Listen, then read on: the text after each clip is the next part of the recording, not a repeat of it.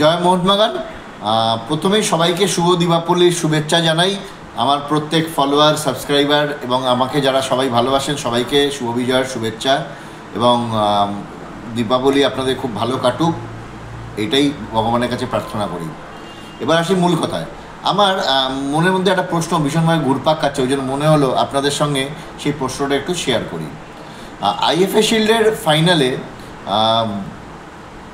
মহেশকে, ইস্টবেঙ্গলের মহেশকে ডার্বিতে man of the ম্যাচের পুরস্কারটা দেওয়া হয়েছে।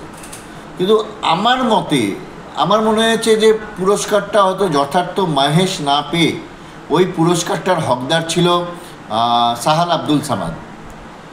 আমি এটা অ্যাজ আ মোহনবাগান সাপোর্টার হিসেবে বলছি না, একজন নিউট্রাল পার্সন হিসেবে আমি কয়েকটা পয়েন্ট আপনাদেরকে তুলে ধরছি কেন সাহালকে ম্যান অফ দ্য ম্যাচের পুরস্কার দেওয়া উচিত ছিল। দেখুন, সাহাল ওর নিজের পজিশানে কিন্তু খেলেনি। সাহাল কিন্তু মনবীর সিংকে রিপ্লেস করেছে এবং একটু রাইট উইং চেপে সাহাল খেলছিল এবং খেলার সময় সাহাল যেভাবে ইস্টবেঙ্গলের ডিফেন্সকে চিরেছে, বল কন্ট্রোল দেখিয়েছে, ডজ দেখিয়েছে, থ্রু পাস বাড়িয়েছে এবং যেভাবে নাচিয়েছে, সবটা মিলিয়ে কিন্তু সাহাল সেদিন মাঠের মধ্যে ছিল অনবদ্য। এবং আপনি একটু মনে করে দেখবেন আপনারা যে গোলটা মোহনবাগান শোধ করলো, সেই গোলটাতেও কিন্তু সাহালের কন্ট্রিবিউশন অপরিসীমাহীন। কারণ সাহাল যেভাবে বলটাকে নিয়ে ঢুকলো, ইস্টবেঙ্গলের দুটো প্লেয়ারকে ড্রিবল করে পাসটা লিস্টার্ন কুলাসোর পায়ে বাড়ালো পেনাল্টি বক্সের মধ্যে। লিস্টার্নের আলতো খালি টোকা ছিল, যেই টোকা থেকে আপুইয়ার ভলিতে গোলটা হলো।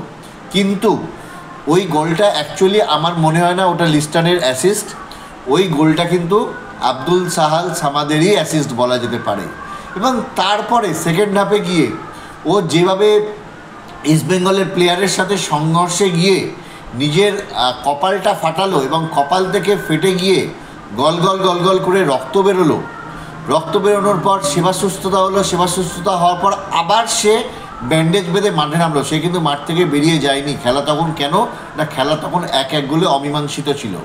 সে কিন্তু তার মাঠ থেকে বেরিয়ে যায়নি, সে আবার যেখানে শেষ করেছিল সেখান থেকে শুরু করলো এবং শুরু করে পুরো ম্যাচটা খেললো। এবং তারপরও যে ড্রিবল দেখিয়েছে, যে বল কন্ট্রোল দেখিয়েছে, তারপরে আমার মনে হয় না যে এই ম্যান অফ দ্য ম্যাচটা মানে প্রাপ্য অন্য কারোর ছিল। এই ম্যান অফ দ্য ম্যাচের প্রাপ্যটা অবশ্যই করে সাহাল আব্দুল সামাদের প্রাপ্য ছিল। এটা আমার ব্যক্তিগত মতামত। আমি জানি না অন্যদের কী মতামত, আপনাদের কী মতামত আপনারা সবাই কমেন্ট বক্সে কমেন্ট করে জানান। আর আমার সব সাবস্ক্রাইবারদের এবং ফলোয়ারদের বলবো শুভ দীপাবলির শুভেচ্ছা। দীপাবলি কাল ভালো কাটুক, এইটুকুই ভগবানের কাছে প্রার্থনা করি। কমেন্ট করে জানাবেন যে আমার যে মতামত তার সঙ্গে আপনারা একমত কিনা। জয় মোহনবাগান।